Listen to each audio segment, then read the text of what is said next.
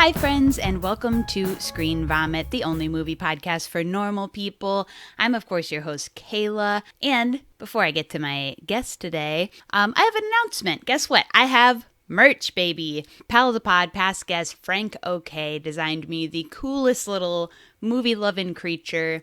And I've got links in my bios on everything and in the show notes here to merch for that. So I got it on those sites where they have like, you can put it on a shirt or a mug or a sticker or whatever the heck you want. You know, they got shower curtains. I don't know. So if you want to shower and look at a cool little puking creature, hit up those links, baby. And if you like the show, you can follow me everywhere at Screen Vomit, one word on all the things, Instagram, everywhere else. You can support the show on Patreon, patreon.com/screenvomit.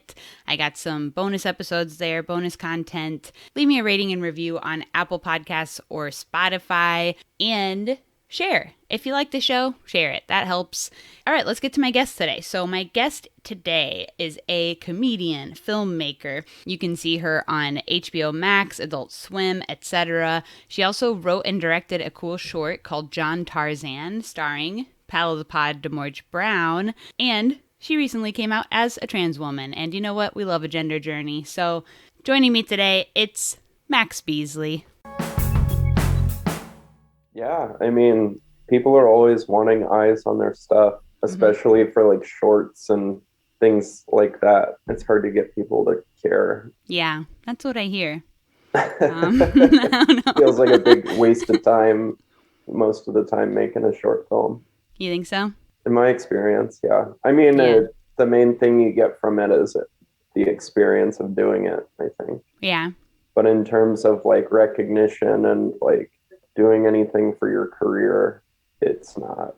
You're sure it's also unlisted, so well, who can say? Yeah, because I'm submitting it to fests and stuff, and a lot of them frown upon having it online. I guess that's fair. By having it be unlisted, I kind of have a loophole where I'm like, it's not public, but if you have the link, it's public. So, but yeah, it's like even if it was listed, which it will be at some point, it's like you haven't been able to live the glory yet. I've had shorts released publicly before, and like, you know, your mom sees it. The people who are involved in it might see it. But.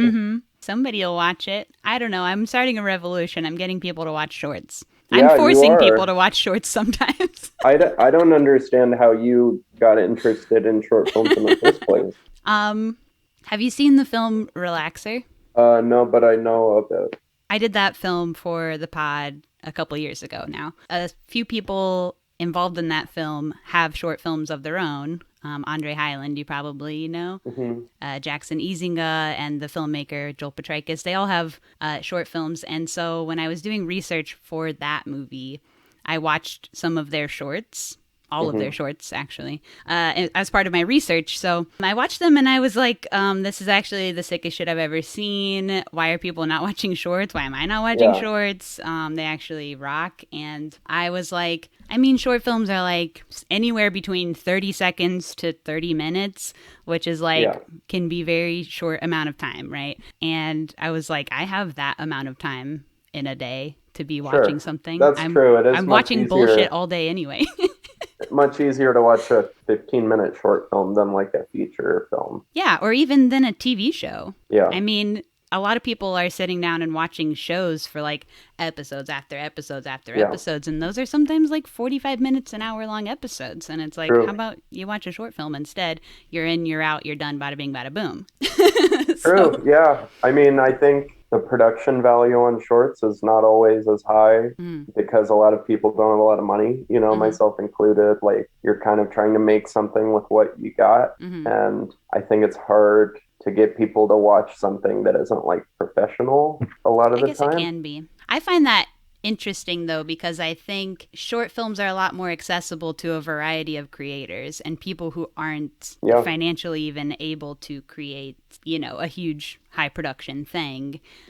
But that creatively have something really fascinating to say or to do or Yeah, whatever. I agree with that. So I think it's really interesting to see the different ways, people utilize that creativity in such a short amount of time also. It is. And I've definitely seen shorts that inspire me. Honestly, Earache is one of the my best shorts of faves. all time. Yeah.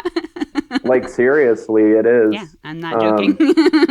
I've told Alex that's a perfect short. I've said it on this pod at least twice. It really is amazing. And like, I watched that, I think, right before we filmed my movie with Demorge, and I was like, well, fuck. How are you able to keep filming? Yeah. I don't know. I feel like I would see that and be like, well, I'm never going to be able to do that. So I didn't. I just did something much weirder and less accessible. Somehow. Hell yeah. Yeah, I mean, I was just so lucky to have Demorge do the favor for me because he is such a legend. Absolutely. Without him, I wouldn't have made that movie. For the people listening at home, I have a short called John Tarzan that stars Demorge Brown, who is an actor who I feel like a lot of LA people know and respect. And he's like celebrated and professional, and that's all he does for a living, and like my whole goal with that movie, I wrote it specifically for him, was to just showcase him and celebrate him. Like it wasn't about me, it was all about, I just want to see Demorge do this, and you just want to see Demorge go off. Hell yeah. Be weird and cool and sad, and that's all anyone wants, really. Yeah, I just want to watch Demorge doing the thing. He's the man. Hell yeah. I mean, if anyone's ever seen just any random short film, Demorge is probably in it. Yeah, I mean, he really is like constantly working. It's crazy. I know. And his process is really intense. He's not like method, but he does go to like great lengths, even for something like my movie, which is like very low budget and is like my first non-student short. He like fully put himself into it, which was pretty amazing. He never half-asses. No. And he's excited about everything he does, it seems like. It's interesting that you're saying that because Nicolas Cage is similar. I just read a book about him called Age of Cage that kind of chronicles his whole career. Oh, yeah? And every role that he is adamant in saying that even when he was doing like so-called paycheck gigs, like the VOD stuff, to get out of IRS debt and all that, like he still gave 100% effort and like had to find something in the script that like called to him to play it. And like, I think that's something people don't realize about him specifically, like Nick Cage, is that like he is always putting in the work and not half-assing it, which even in something like the movie we're going to talk about, I think you can see. I've also seen that quote. I don't know if I fully believe it, but I'd say I believe it most of the time. Fair enough. Yeah. I mean, I am definitely like a Nick Cage stan. Like, he's me too. My favorite actor, and I think that I wouldn't say my favorite, but I'd say I respect the man and I'd see most things that he's in. Yeah. Sure. I personally think he's like probably our best living actor. Yeah? I do. And I know that that's like a very hot take, but if you watch him in like Pig or Bringing Out the Dead or Wild at Heart, like he just has something that like nobody else has. And he doesn't have to do like the Jared Leto bullshit to achieve it, True, yeah. He's even in something like Valley Girl, which I just rewatched. He's like so charismatic. And like just immediately you're drawn to him from the first moment you see him. Well, Valley Girl especially, though, like he has the cool hair, he has his real teeth, and we don't get to see those very often. Yeah. and unplucked eyebrows. I wish we could have kept the teeth. God. He did wear fake teeth in Peggy Sue Got Married. Really? I don't think I've seen that one. So in the book, because it was directed by Francis Coppola, his uncle, so he wanted to dispel like nepotism rumors on set, and so every direction that Francis Coppola gave him, he did the opposite of. Hell yeah! He like bleached his hair, wore fake teeth, did like Pokey from Gumby voice. Incredible. And it's like so insane because that movie is just like a very normal, like coming of age fantasy movie. And then he's just like insane in it. Oh, yeah. I That's respect kind that. of kind of King. awesome. Yeah, like I That really rips. respect a guy who can go from something like that that's like so maximal to something like this movie we're going to talk about where he literally doesn't speak once. Yeah. We'll get into it, but I definitely thought he was the best part of the movie. Yeah. He's probably the only reason this movie got made. Yeah. Should we get into it? We can, yeah. Okay, hell yeah. You selected the movie for this week, which was the 2020 film Willy's Wonderland. So, Yeah. you have picked this and why? Well, I hadn't seen it. Uh-huh. If I had seen it, I probably would not have picked it. But I'm glad I saw it, I think. Uh-huh. I don't know. I had been meaning to see it. I had just read that Age of Cage book. I was in like Nick Cage mode. And I thought I'd give it a shot. I had heard that he doesn't say anything in the whole movie, and I thought So you was knew that going interesting. in? Yeah. Okay. What did you know anything else going in? I mean, everybody knew there's animatronics and that kind of Yeah. thing, but did you know did you add spoilers? I knew that it was Nick Cage in Five Nights at Freddy's, which sounds great on paper. Uh-huh. But we may have notes on the execution. I didn't know that Beth Grant was in it, but I like Beth Grant. And I didn't know that they were going to use Freebird at the end, which... Oh, yeah, and you're a big 70s head. In my opinion, was awesome. And almost made up for the rest of the movie. The scene with Freebird They can was do awesome. anything as long as they put Freebird in it. But then they immediately destroy any goodwill that scene created with more stupid bullshit. Oh, yeah. So, no. Well, I hadn't seen this movie either, but it had been on my list for a long time. I'm kind of glad we got to it, at least, because that new Nick Cage movie is coming out. And Yeah. I feel like it's a good idea to just see as much of his crap as possible before Yeah, that. totally. I don't know what all films are going to be referenced in that, but I'm thinking a lot. All the hits, at least, right? Yeah, probably, your Face Offs, National Treasure, probably, all of his big shit. And then I think that they do have like a Leaving Las Vegas scene in it, but I don't think that this one will make the cut. You don't think so? I don't know. There were several years of my youth where I had a huge cardboard cutout of Nick Cage's hand holding the torch from National Treasure on my wall of my house as decoration. That's very dope.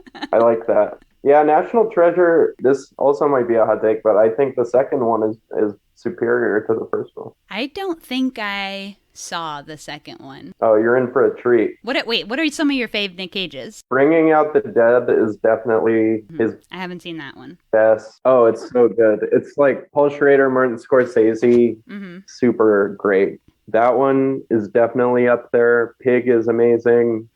Wild at Heart, I love. But I love Nicolas Cage in anything, honestly.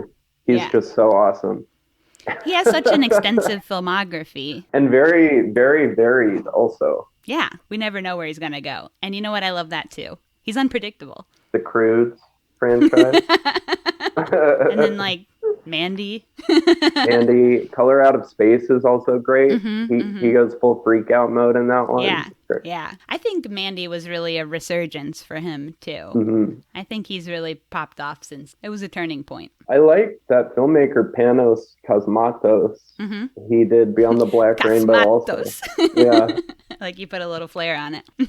I just like talking weird. Are you Italian? No. My partner's Italian, though. Maybe it's rubbing off on me. Yeah, Panos is cool. Beyond the Black Rainbow is real cool. He's working on a new movie now, too. He's got a new one coming out. He's a big weirdo. His dad directed Tombstone. His dad directed one of my favorite creature features, and now I can't think of what it's called. Oh, it's the underwater one, right? No, it's about a giant rat of unknown origin. Yes, I've heard of that. Oh, it's so good. It's a great film. Great directing. Is it really? Yeah, I love it. I'm serious. Okay. All right. Watch it. It's about one giant rat. It's about a guy who gets a rat in his house and it drives him insane. Sure. I get that. And it rocks. I had a rat in my house one time. It sucked. I haven't had rats, but I've had mice and raccoons. Oh. And yesterday I had a scary bug, so that's also I don't fuck with bugs. Okay, so moving on. The critic scores for this film, I'll say They're not great. They're shockingly high, though. You think so? 60% on Rotten Tomatoes. I think 60 is very generous. It might be. And then we got 44% from Google users, so that's a little more. That's still generous. You think so? I think so. I think this movie had a lot of pre-fandom just from people who love Nick Cage or love Five Nights at Freddy's. Sure. So before it even came out, there was some biases in play. I mean, the premise sounds great. Yeah. And that's a lot of the reason why I picked it. Back in the day when I saw the trailers or the posters and crap, yeah, you go, this looks sick. Right. What could go wrong? What could go wrong? I will say, I think that this movie might be my lowest rated movie on Letterboxd ever. Wow, ever. I'm serious. I don't really rate movies low very often. I'm pretty generous with my ratings. You're a lover, not a hater. Yeah. Mm-hmm. Okay, I'm sorry. It's my fourth lowest. Wow, so score. you've lied. So what are the other three? We got to know now.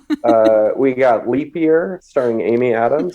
Okay, never seen it. I gave that 1 star. Mm-hmm. It's just a horrible movie. It's a romantic comedy, which I typically love. Every romantic comedy, but You this love one love.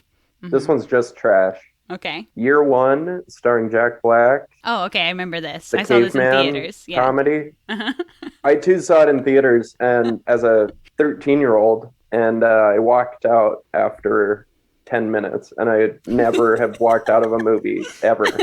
And wait, so you went back and thought, man, when I was 13, I saw this movie and it sucked. I tried rewatching it a couple times on Okay, Netflix, so there was a rewatch. and I never made it the whole way. Imagine being in your mid-20s and just being like, man, when I was 13, I saw this movie and it pissed me off. I'm going on letterboxd.com right now and talking about it. I mean, I kind of did, but I did try to rewatch it later, and it was just as bad. Okay. And then the third one is the most controversial one, I would say. Okay. The third movie I gave 1 star is Deadpool 2. I did see that in theaters. I don't remember a single thing about it. So I think that says 1 star in itself.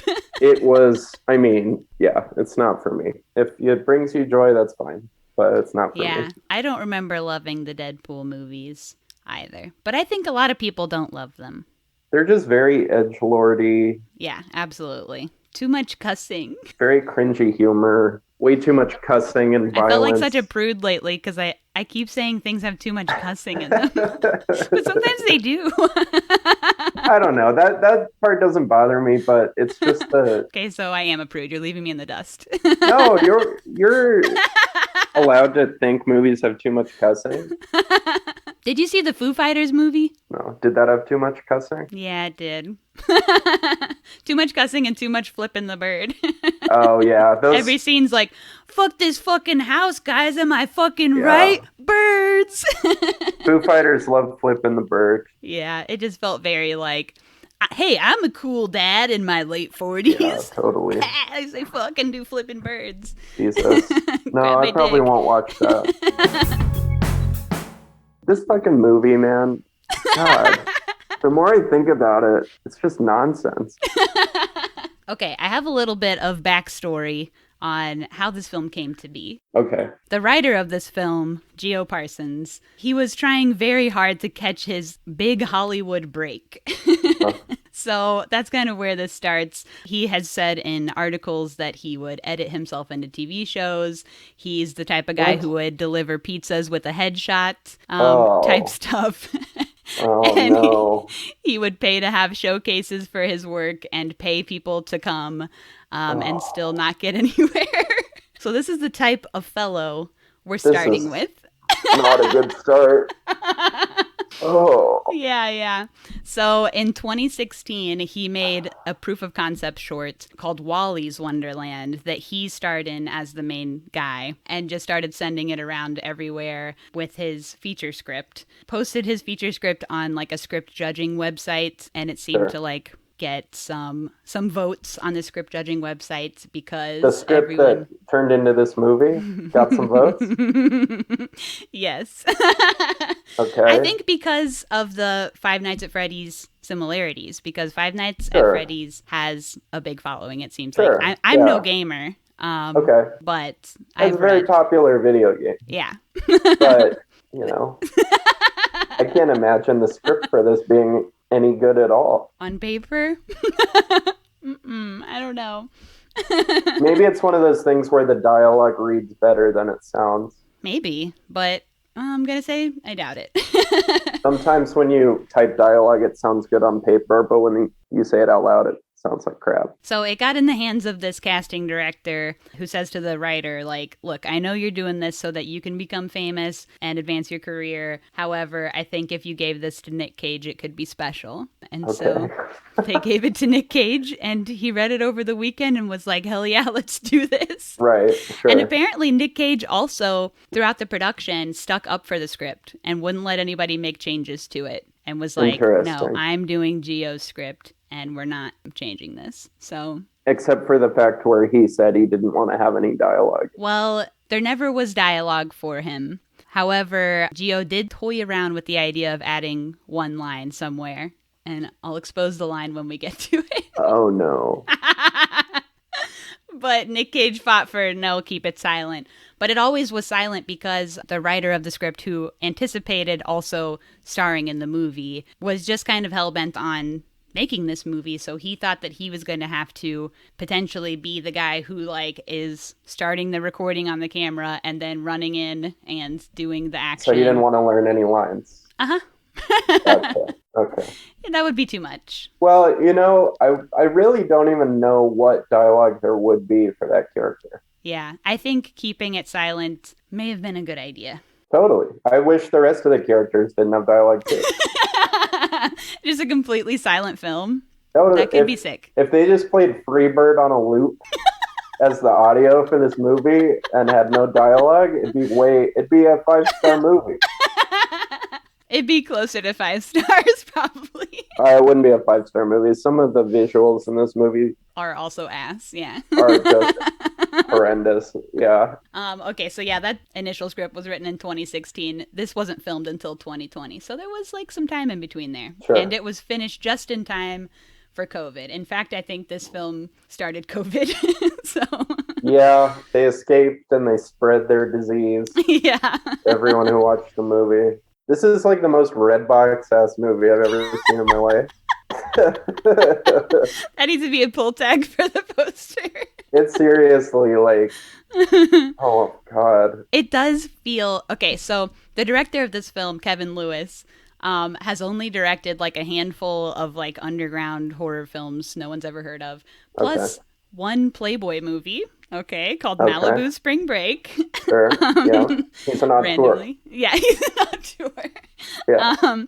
But when he directed this film, had not directed a film since 2007. So this was made in 2020.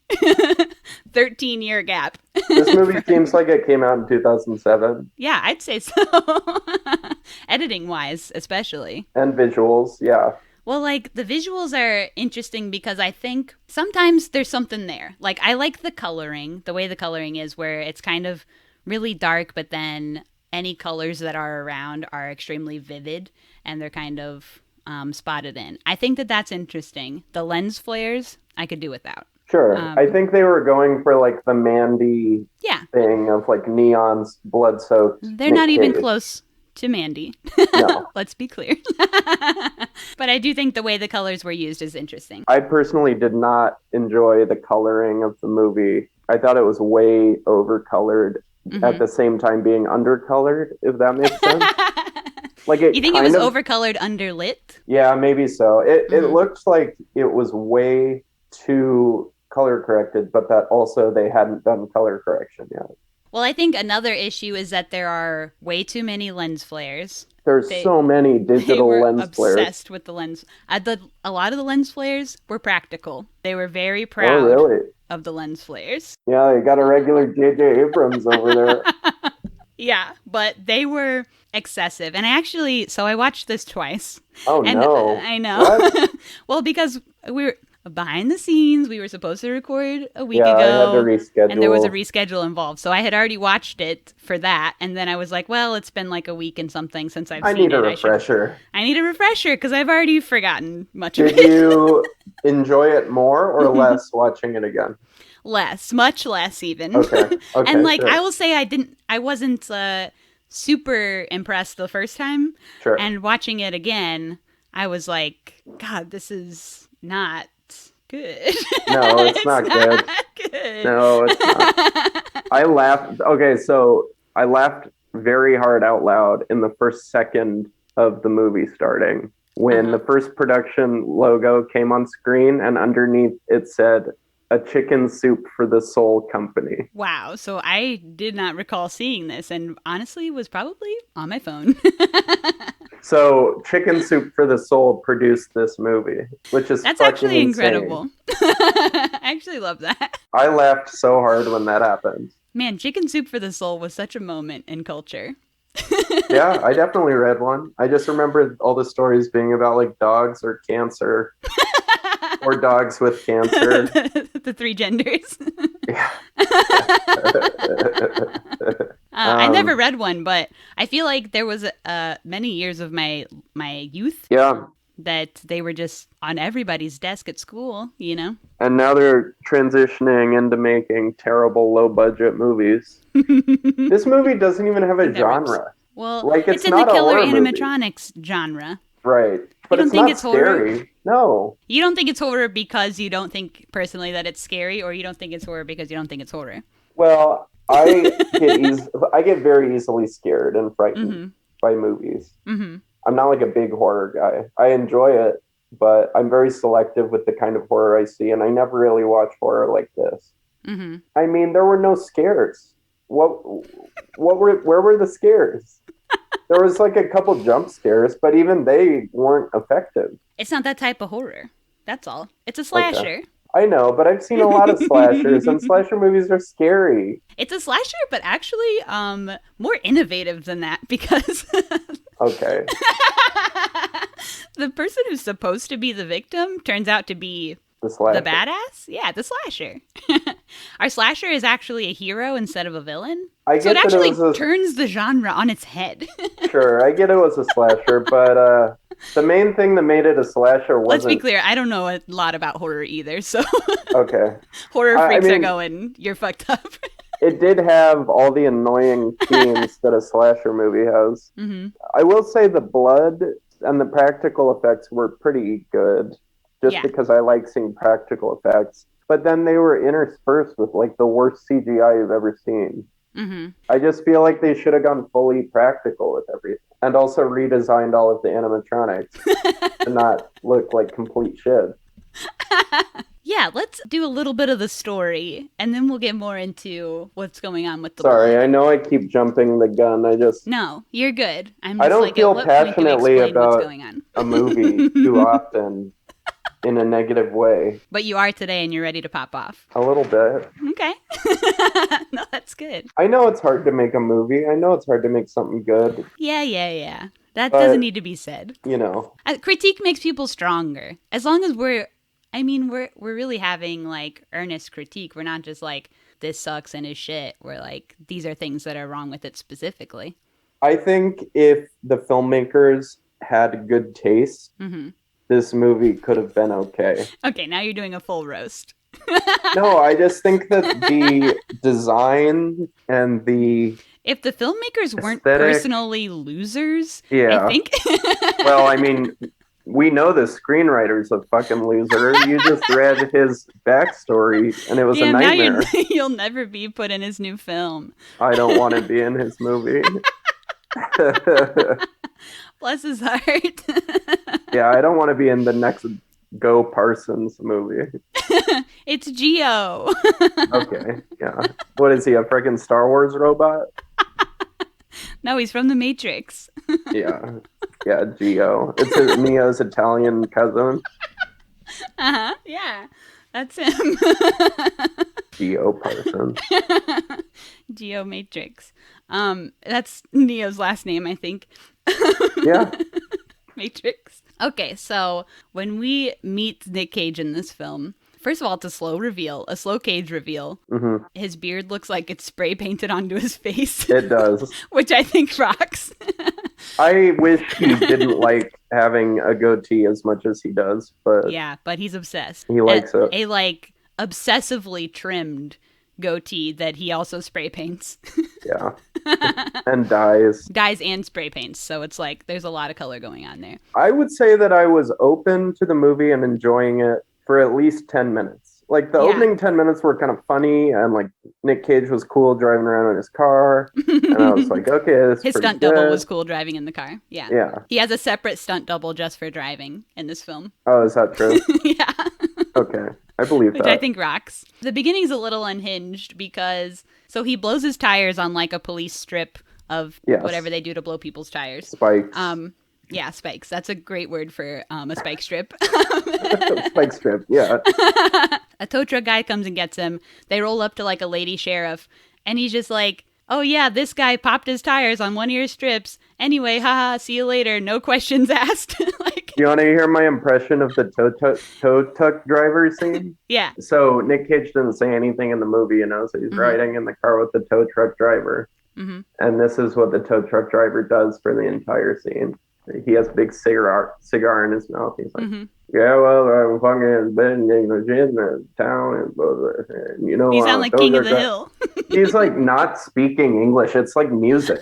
He's like got He's just such rocking. a weird deliverance accent, and he's just doing this monologue, but none of it is words. And Nick Cage is just No like words, just staring at emotions. him. Yeah. It's so odd.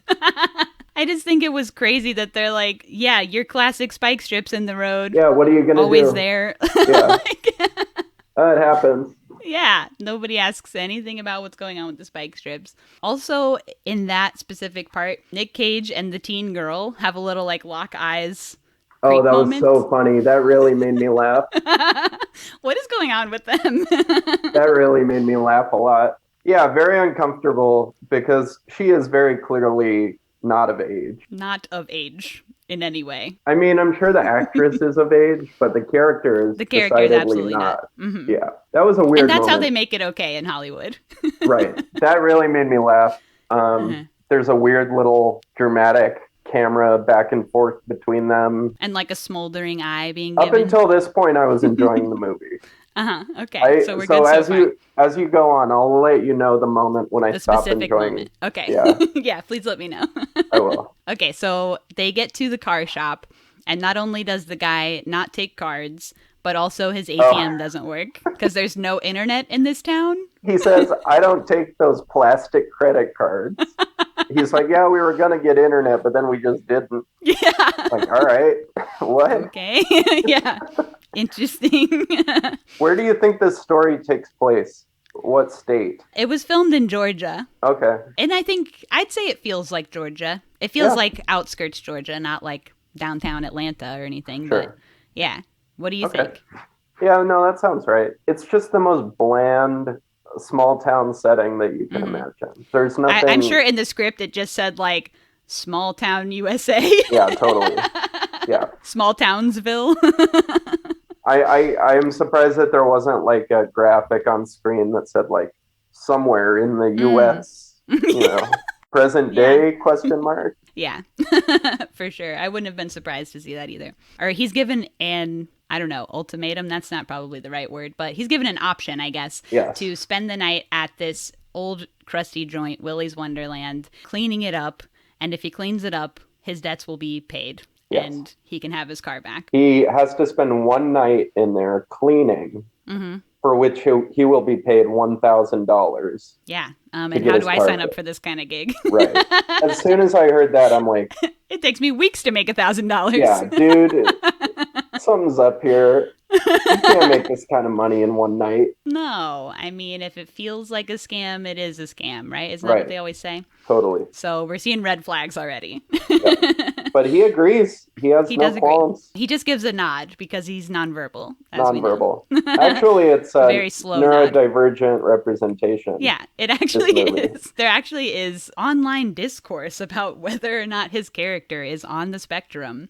Yeah, sure. So, evidence is there, but who can say? I mean, he doesn't talk. So he's got to spend the night in Willy's Wonderland, which is like a off-brand Chuck E. Cheese's with less games. It doesn't seem like there's much of anything fun inside. A lot of chairs. It's mostly chairs, in fact. Chairs, tables, posters mirrors. on the wall. Yeah. And then there's like one room that has trees. Yeah, there's like a jungle room. I mean, the set decorator did what they could. Yeah, and it was low budget. And what was the budget of this movie? I'm gonna guess $2 million. You think so? 2 million. Yeah. 5 million. No. $5 million dollars? It was also produced by Nick Cage, so that's his own money. Well, He's I know invested. Nick Cage paid for the Freebird rights out of his own pocket. Yeah. He had to, right? And There's I'm sure Freebird was his idea as well. 5 million. Oh my god, I didn't realize it was so high. You I didn't can't look it see up it on before. screen. No. Well, take out 1 million for Nick Cage's salary, right? Yeah, at So, least. I think his quote for these movies is 1 mil, from And what it's I've maybe heard. like another 1,000 just for his beard spray paint. Yeah, and then take out, say, And the upkeep on that. take out, say, maybe 500 His beard wrangler. for Beth Grant, and then take out like another 100,000 for Freebird. And already we're left with about $200 for the rest of the film. Yeah, and it shows. The rest of the cast besides Nick Cage, I mean, I would even throw Beth Grant into this pile, unfortunately. I think everybody in this movie except for Nick Cage is a bad actor in this movie. Even her? In this movie, yeah. Wow. I think she doesn't do a good job. And I'm a fan of Beth Grant. It's not her best. It's definitely not her best performance. But she can only do so much with what she was given. She wasn't given a lot to work with. Do we also hold it against her? I don't know. The teens, on the other hand, are doing way too much. I would say I mostly agree with you. I think there are some of them who also were only given so much. Specifically, I think, and this is kind of jumping ahead a little, but the one black character. Unfortunately, I believe that his lines were written in AAVE by a white person. Absolutely. And you can tell. And it is painful to watch him try to say the these whole words. time I was watching his character, I was Painful. just thinking, the director is just telling him to black it up. Yes. It's like crazy. You it's like a can feel caricature. it. Yeah, it Yeah. is. It is. That was rough. And, shout out to that young boy, wherever you are now. I hope that you find directors and writers who respect you in the future. The main girl, and then we can go back, but Yeah. the main girl, I was really not impressed with. The first time watching it, I was like, I felt nothing about her. I was like, she's fine. She's in, she's out. She does her thing. Okay. The second time watching it, I was paying a little more attention to like specifically the details and her delivery and stuff. And I was like, no, this is very bad. There were a couple line readings It is very bad. She gave one line reading where she was like, I forget what she said, but it was like she had never heard this very common phrase before, the way that she delivered it. I also don't remember, but I think I know specifically what you're talking Yeah. about. I almost wrote one down when I rewatched it. She said it as if she's never heard these words before, and she said a phrase that like everybody has said. But she said it in a way that nobody has ever said it. It was insane. She's also an innovator. Okay, she's doing something yeah. different. Yeah.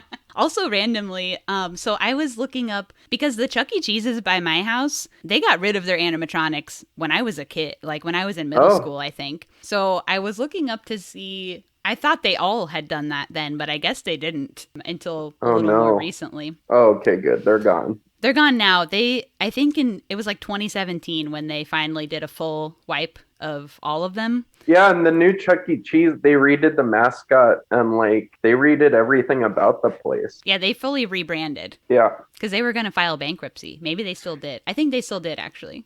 But Chuck when E. I was Cheese, Googling yeah. Chuck E. Cheese, I found out randomly there's a Chuck E. Cheese like a couple miles away from my house. There was a shooting there like 2 months ago. There was a shooting at a Chuck E. Cheese by where I lived in Denver. If you Google Chuck E. Cheese's, it's all shootings, actually. Yeah. It's actually insane how many shootings happen at a Chuck E. Cheese. So when they roll up to this Chuck E. Cheese's, Nick Cage, as we've said, nonverbal, but he does do some cool moves throughout the movie. And one of them is when they roll up and he does a cool pull down the sunglasses and stare into the eyes of the drawing of Willie on the building. He really eyes him down. It's like he knows something's up with this painting on this wall. He masters these smoldering stares throughout the film. I mean, that's all he's doing because he has no dialogue. How long has he been acting? Like 40 years? He's Since the picked up a early few 80s. tricks. Yeah, literally 40. He's almost a 60-year-old man at this point, and you can't tell. Looks like the same old Cage. Yeah, I mean, he just keeps getting more and more hair, and it keeps getting darker and darker, and he keeps getting new sets of teeth. Nobody can tell. Well, his teeth actually, most people's teeth only fall out once and then regrow, but his do like every 10 years. Oh, okay. That actually tracks. He also molts every 10 years as well. Every 10 years? You find a sack of old Nick Cage skin somewhere that he's shed. God. Like a cicada shell, just like stuck to a tree somewhere. See, that's an Indianapolis reference. We don't have that out here. Oh, yeah, sorry. I've never seen a cicada shell stuck on a tree before. You've never seen a cicada in your life? Well, you're not from LA either. They don't have them in Colorado? Maybe they do. I don't know. I don't pay attention to bugs. I don't fuck with bugs. Well, they're quite loud in the summer or when they're out. I've certainly heard them. Yeah. So but they're kind of out of sight. You don't know where they are. You just know that they're around. We actually don't get a lot of the shells on the trees in Indianapolis, but if you go south, that's where you get the shells on the trees. And I have a lot of, my dad's from Mississippi. That's actually really mainly where I seen the shells on the trees. Is that There's interesting? There's a lot of gross stuff in the south that I don't like. My grandpa used to collect them. Oh. He had a trunk full of cicada shells, which is disgusting. Yeah, I don't like that either. You open the trunk and it is full, like a treasure chest. That's really bad. Old cicada shells. God. This is your inheritance. Well, fortunately, actually, I'm excommunicated from that half of the family, so it's all good now. I don't have to inherit the dead cicadas. Yeah, good. Or anything else. You don't else want none of that. Okay, so he gets a little tour inside. He gets a cool shirt for his night. It is Willie's. A cool shirt that I would wear. The logo's pretty sick. I mean, it's like a 70s, early 80s-esque looking logo. The opening title logo was cool. Mm-hmm. That was like the only design choice in the movie that I like. Not cool enough to make up for everything else in the movie, is what you're saying. This movie was like 88 minutes long. Mm-hmm. And it is the longest 90-minute movie I've ever seen in my life. You think so? I paused it like 40 times to just like do other stuff. Hell yeah. What kind of activities were you doing? Walking around, turning the sink on for a second. And then turning it off. Turning it off. Turning a light switch on and then back off. Mm-hmm. Just anything. All of that was more fun than watching the film for you. Anything else, yeah. Uh-huh. Hell yeah. I also think it's interesting. I mean, we don't at this point have the backstory on what's the deal with this joint, but I do think just wait. But just wait. If you're a fan of exposition and voiceover, you're going to love the second act of this movie. Yeah, absolutely. But I do think it's interesting that they get a t-shirt for their night there because, first of all, these t-shirts are not screen printed as a pro in the industry formerly. These are direct to garment, so these are more expensive to make. They're a nice shirt, and they're like a baseball shirt style. Yeah, they're a ring tee, so they have like the different colored cuffs and around the neck and stuff. So they're a baseball shirt is where the sleeves are a different color than the it's a ring tee. And so they're like a higher quality tee. They're direct-to-garment printed, so they cost more, and they're giving these things out all the time. He also wears like 8 of them during the movie, because every time he gets blood on one, he changes into a fresh one. So they have like a full stock of these shirts at this joint. I know that we haven't broached this aspect of it yet, but I think that there would be a good drinking game, which is every time he changes his shirt, and every time he drinks one of those weird cans of stuff, that I think would be like at least 16 drinks over the course of the 90-minute movie. If not more. It might be more. So anyway, go on. But those cans, I want to talk about those cans at some point. Oh, I know you want to talk about those cans. Yeah. Yeah, we're basically there. I mean, so he gets in the building, he starts just doing his thing, doing some Windexing, doing some wiping stuff down. He's really good at cleaning. He is. It's almost like, it felt kind of like those cleaning TikToks sometimes, because you're just watching stuff be really dirty, and then they do some wipes, and then it's clean, and you go, the most satisfying part of the movie. Yeah, I'm having like ASMR to this, or whatever. I would watch, okay, so I had this thought during the movie. If they just made a movie, a 90-minute movie, where Nick Cage is silent the whole time and he's just a janitor overnight at a Chuck E. Cheese, that movie would be so much better than the movie that we watched. You think so? 100%. If he was just cleaning and going about his business, just like in real time, we're just watching this guy work an overnight shift Yeah. as a janitor and he doesn't talk the whole time, that movie would be awesome. In this movie, does he still play the pinball? Yes. Okay. There's pinball. You know, he's drinking the weird cans. He's cleaning graffiti. Freebird plays. It has to At be the end, Freebird. none of this dumb animatronic bullshit. And none of these teens are That could be supporting sick. characters. I mean, yeah, we could have used some pairing back in some areas. I just don't understand how you can have a movie with Nicolas Cage that he's only in like half of the shots. Do you think they needed to hit some diversity? I mean, Nicolas Cage defies race or gender or sexuality. He is like everything at once. You're actually not wrong on that. You know, he's like God. He kind of is just everything. Who can say what race or gender Nick Cage is? He's not human. Certainly not me, yeah. He's like a David Bowie type character. Absolutely. I think it would be better to have no diversity in this movie than to have the diversity that they had, which was characterizations of Black people that was like very iffy, from 40 dodgy years stuff. ago. Yeah, dodgy content. Yeah. But I mean, we kind of agree with that in most cases where you can tell that they were like specifically trying to mark off different Right. And minorities. also, every time you see a woman in this movie that isn't Beth Grant, they're either chained to a radiator, crawling through a vent on all fours, or having sex. Yeah, interesting. So what part of that is representation? Because when you have your checklist of points you're supposed to hit, we got a Latina woman in this, we got a Black person in this, etc. Yep. But you still don't have diversity behind the camera. You still have the film being made and shot by all white straight men. You also don't have diversity in what's happening on screen. You're not representing any true experiences of any people. Yeah, but that's like kind of what I'm saying is like when the behind the scenes people are still all white straight men, despite who's on screen, then you don't have anyone else saying, this is not my experience as a woman. This is not how I want to be seen as a woman. This is not my experience as a Black person or whatever. Right. You don't have anybody checking you on that stuff. It still feels like a straight white man movie. It also felt like Nicolas Cage was never on set with anybody else unless they were literally in the same shot. Do you think he had a thing where he's like in his trailer the whole time, like in my contract, don't look me in the eyes? No. He's a very nice person. He's a generous performer. Oh, yeah? Yeah, from what I've read. I mean, He's a generous performer. by all accounts, he's a very professional, kind, normal person. Generous performer is just an interesting choice of words, that's all. Well, he gives us a lot. He's a giver.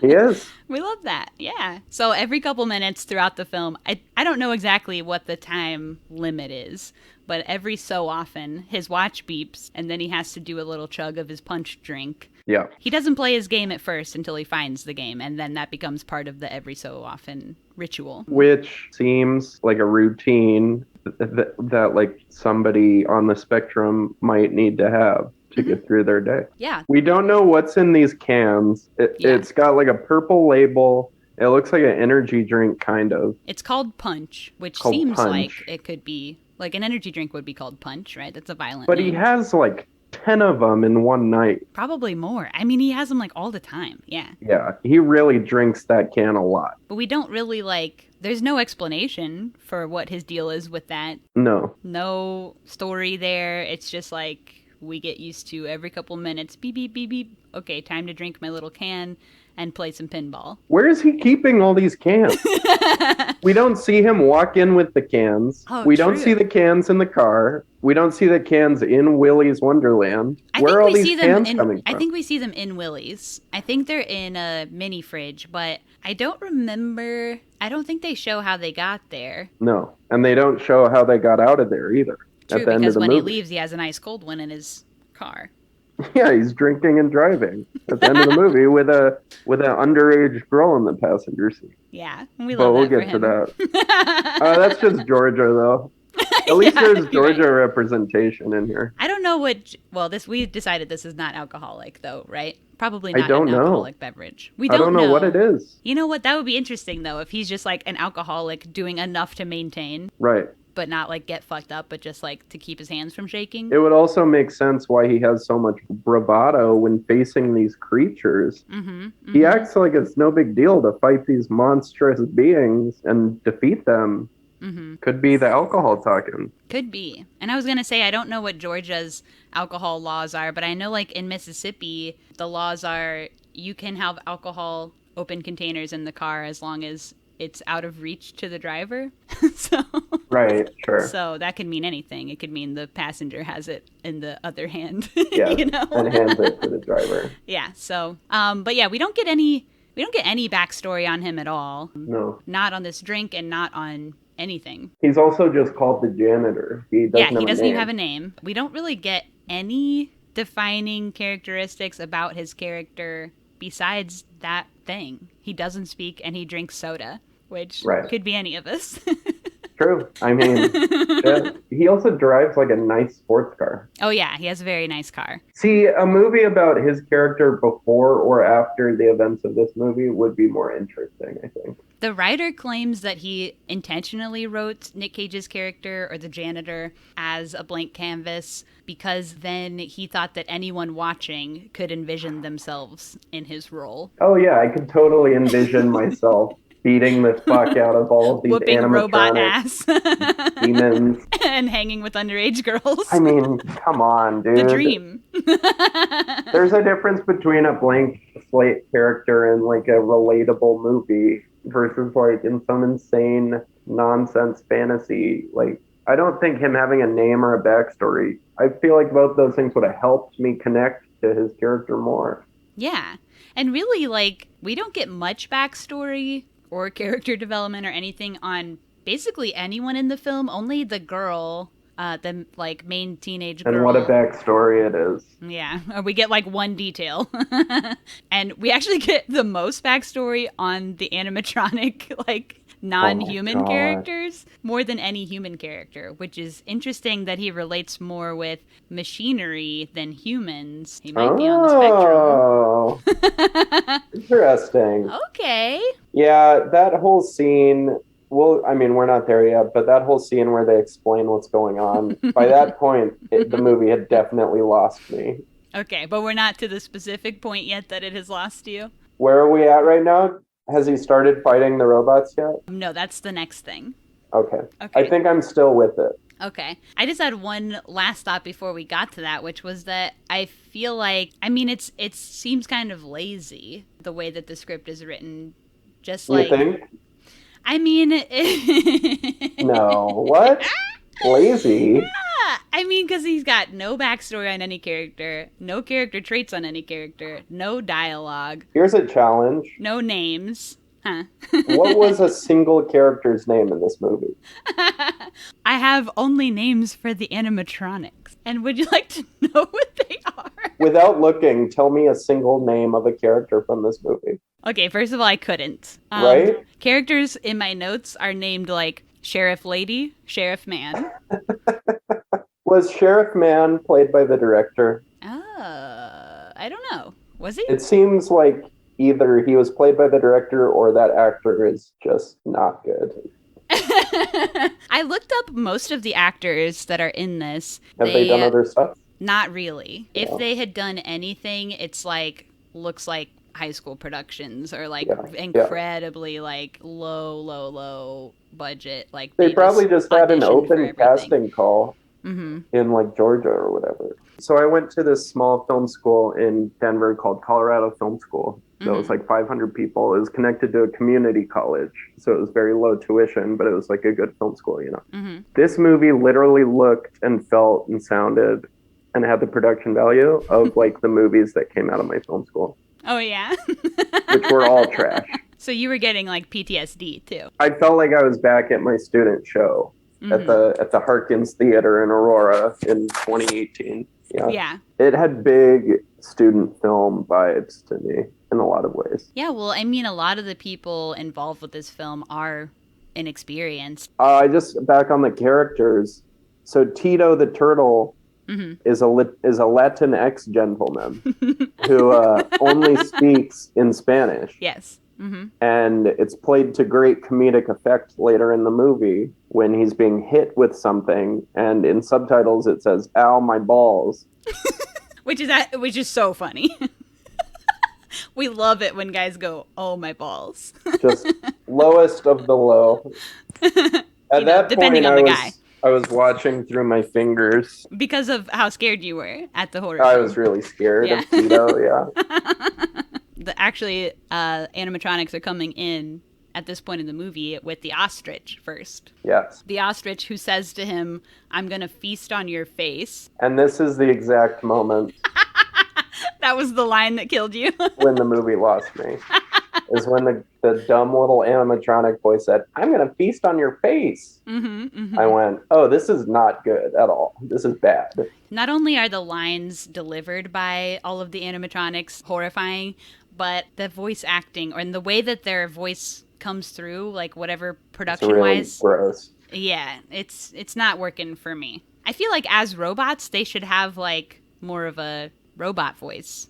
And not just like sounding just like you just did. "I'm gonna feast on your face." I'm gonna say with reverb what I said before, which is none of the characters in this movie should have spoken. Did we need lines from them? Did they add anything to the movie being able to speak? No, I think the filmmakers thought that it'd be scary if they were saying this shit. Like, oh, isn't it scary that animatronics saying it's going to eat your face? It's like, no, we get that they're bad. Like, that's the whole point of the movie. We see him standing there about to eat his face. We don't need him to also say, "I'm going to eat your face." Or show don't tell, Gio. Yeah. First day of film school. So we've been recording for almost 90 minutes, and this has felt so much shorter than the movie. It's insane. Great. Hell yeah. The way I feel right now recording for 90 minutes is the way I felt when I paused it and saw that I was 20 minutes into the movie. It doesn't feel like we've been recording for 90 minutes, but the facts are there. That's because we're having fun. And right. Time flies when you're having fun, as they say. Hell yeah. So on the fight scene with the ostrich, I kind of hated the fight scene. The way that they do fighting in this is like, you don't actually see most of the fighting.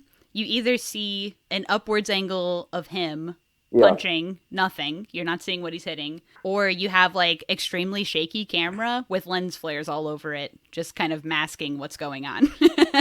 Yeah, there's not a lot of... The editing is so bad in the fight scenes. Yeah. It's like the definition of like nonsensical action editing. Yeah, and you miss a lot of the action because they're not showing it to you. They're just shaking the camera. The action is the camera shaking and not what's happening in front of the camera. And also it feels like a guy behind the camera shaking the camera, not like a handheld shot.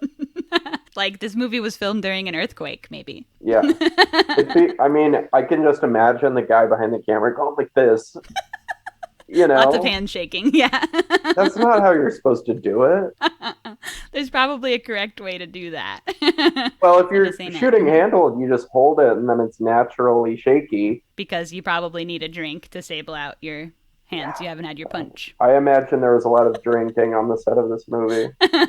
Oh, yeah. And it's all like men who are badass, like they're probably doing beers. Yeah, they're doing beers. They're probably going to some like small town bar that's like real dodgy and you smoke and telling inside. Everyone they're shooting a Hollywood movie with Nicolas Cage. Absolutely. Yeah. Oh, yeah, we're just in town filming a Hollywood movie with Nicolas Cage. Calling it a Hollywood movie. Absolutely. Yeah. We mentioned kind of earlier, but the one cool thing that I do like about the battle scenes with the animatronics is that they utilize oil or something as a sort of replacement for blood for them. So there is lots of like sort of blood splatter, but it's like... At certain points, I thought it was blood. And I'm like, do these things have blood in them? It's like black, though. Yeah. But you couldn't tell what color it was because the way that the coloring is in this film. Because everything was lit red. So it looked like it was friggin' blood. They're like, oh, Mandy used a bunch of red lights. Let's just do that again and just have Nick Cage's face covered in blood again, like in Mandy, and that'll make the movie cool, right? That's what everybody liked about Mandy. Yeah, those are the things. I mean, I saw an article that I thought had a really interesting perspective that maybe I agree with. They were saying, like, well, first of all, this director considers this film to be the next great horror movie in the quote-unquote Nick Cage genre. So, like, he's considering Nick Cage its own genre. The next great horror movie in the Nick Cage genre. I think just viewing it like that, you go, they don't even care what happens in this movie. They just go, Nick Cage is here, people are going to see it. And this article that I read was saying, like, it's interesting that they thought that because what makes Nick Cage interesting, like his most defining, interesting characteristic as an actor, is that he doesn't process and translate emotions to screen like a person from Earth. Like the way that the way that he delivers lines specifically is what makes him interesting. The way he says That's what makes the Wicker Man remake with him so much fun to watch. That movie's awesome. That's what makes like everything with him in it so much fun to watch. He's insane. But like in terms of his horror movies, like The Wicker Man, I've seen that movie a few times and I love it because it's just so batshit insane. He's just being insane the whole time and it's awesome. He's not insane once in this movie. No. And they were like, this article was like saying that this movie wants so badly to cash in on like the crazy Nick Cage aesthetic, but doesn't do anything to... He's never crazy in it. They don't do anything beyond placing him physically in a weird scenario. Right. And it's just not delivering what people come to see Nick Cage for most of the time. And it's not Cage's fault. Nick Cage, even though he's not saying anything in this movie, the acting that he's doing is so much harder than a lot of his other movies because he is literally carrying this whole thing on his back. Yeah. There's nothing in this movie that is redeemable except for him. Yeah, and they were like, it's kind of insulting to assume the only thing that an audience wants from Nick Cage is to exist, just merely exist as a mute, emotionless person in a crazy situation. Sure. I mean, to be fair, I love watching Nicolas Cage exist. I do too, but I think that's maybe part of why this movie feels flat, is like, I love watching him exist, doing his thing. He's doing what he can in this film. Absolutely, he's carrying it. But if he got to be crazy, it would have been a lot more fun. Yeah. You know what I'm saying? Yeah, totally. So I think that while it's interesting to have a main character who never speaks just as a gimmick, this was not the movie for it. Yeah, no. And I think that it actually harms this movie. I agree. Can you imagine if Nick Cage was like, I'm sick of these motherfucking animatronics on this motherfucking Willy's Wonderland. On Willy's motherfucking Wonderland. Oh, you cussed. I'm not opposed to cussing. I think there's a limit, though. You know? Oh, okay. Sorry if I cussed too much in the podcast. I absolutely cuss. I'm just saying it just the happens. Fact that you call it cussing, I think belies that fact. But I do cussing, you guys. Yeah. Well, I started calling it cussing because I thought it was funny. It is funny. Cursing is also funny. I think cussing's funnier than cursing. Swearing. See, cussing's funnier than all of those to me. That's just my opinion. Cuss. Cuss just reminds me of like saying, some like, of I'm Wes gonna Anderson. Do a cuss. So it's like just some of Wes Anderson character calls another Wes Anderson character. Like that cuss. You know, isn't that in like Fantastic Mr. Fox or something? It might be. I think it is. Wouldn't be surprised if it were. Wes Anderson's a guy who seems like he doesn't cuss. Yeah, maybe not. His characters might, but I don't think he does. I don't know if his characters do they? Yeah, I think maybe. Yeah, I think they do. I don't know. Can't remember. I just think that there's a point when cussing becomes excessive, and then it's more edgelord and less. Yeah, like in Deadpool. Yeah. That's all I'm saying. That's all I'm saying. I agree with that. Cussing is cool. It's actually cool. Cool. Sunglasses. I love it. It's pretty cool. It's especially cool if you're cussing while like smoking a cigarette and wearing sunglasses. Well, we can't be smoking these days. No? Smoking's out. Still like it. I still do it. Oh, yeah? Hell yeah, dude. It rocks. Canceled. No, it's awesome and good. Oh, yeah? Yeah. It makes you Well, look cool. I'm allergic to smoke, so personally, I hate it. And you know, in these COVID days, nothing makes you think about other people's breath particles coming in your body as much as smelling someone else's smoke that they have Fair exhaled. enough. Fair enough. Where are we at in the movie? Where we're at is the next scene is the fight with the gorilla. I don't think there's too much to say about the gorilla scene except that the stuntman who plays the gorilla name is Billy Bussey, and I just thought that's Oh my god. I just thought that's funny, Billy Bussey. That is funny. I did like in that scene how he walked into the bathroom, he just cleaned, and there was writing on the mirror that said like, it's your birthday or whatever. I do feel like a lot of the time when the fight scenes were happening, and this is says something about the movie, that a lot of the times when the fight scenes were happening, I'm more concerned about how much of a mess they're making that he just cleaned up this room than anything else happening. Totally.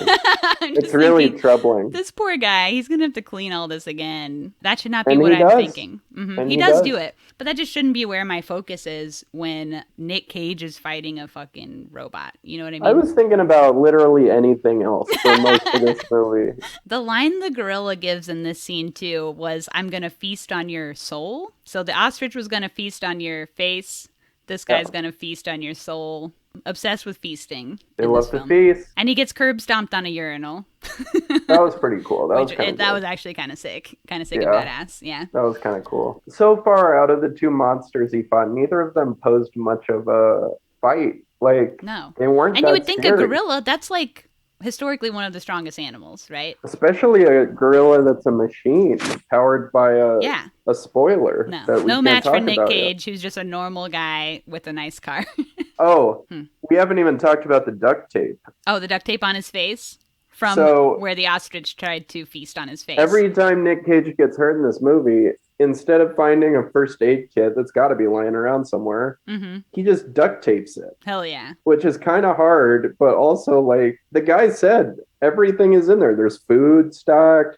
You got all the cleaning supplies. We got everything you need. There's no Band-Aids? You got to use fucking duct tape on your shit? Well, he probably wanted to be badass, but I've also seen that in other films. Oh, specifically, have you? I was thinking of the 2014 film Buzzard. The dude cuts his hand real big with a Freddy Krueger glove, cuts his hand real big, and then he duct tapes it. And he duct tapes it throughout the movie and keeps unduct taping it. See, that seems like an aesthetic choice, though, that fits the aesthetic it's punk as fuck. Of that movie. Whereas in this, it just seemed out of place, weirdly. But I kind of go, did this guy watch Buzzard? I don't know. Great film. I doubt it. I don't think that any of the people involved in this movie have ever seen a movie before. Certainly not a good one. No. They're not sitting around watching art house movies. No. Actually, the screenwriter is probably one of those guys on Hollywood Boulevard that dresses up like a character. You think so? That seems like where this movie came from. When I was there recently, there was no guys dressed up. Oh, there are plenty of guys dressed up. I seen one guy half in Spider-Man, from waist down in Spider-Man, waist up normal. And then I seen one break. seen one guy just with a sheet over his head that said, "I'm the Holy Ghost." That's good.